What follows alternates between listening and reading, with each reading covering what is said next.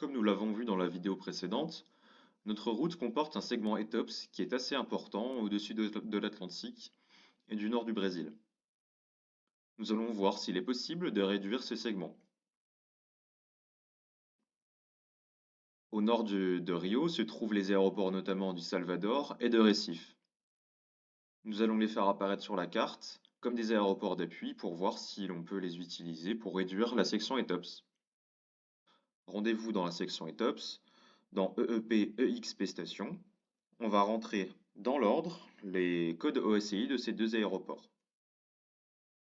À la sortie de GVNB, le prochain aéroport rencontré entre Recife et Salvador est celui de Recife, de code SBRF. Nous rentrons SBRF. Puis ce sera celui de Salvador, de code SBSV. Puis enfin celui de Rio à l'arrivée, SBGL.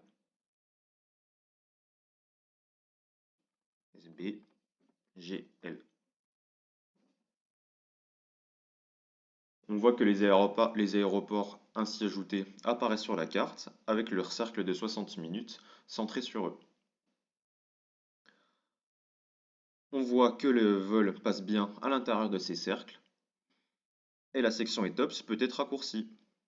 En effet, les deux aéroports extrêmum maintenant sont GVNP et SBRF, la section ETOPS étant bien raccourcie.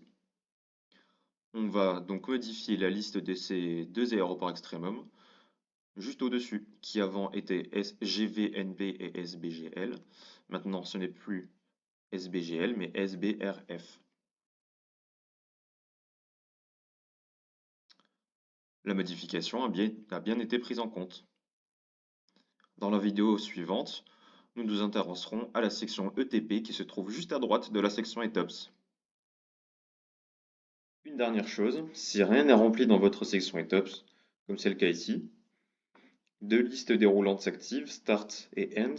Elles vous permettent de définir des waypoints de début et de fin pour votre section, votre segment ETOPS.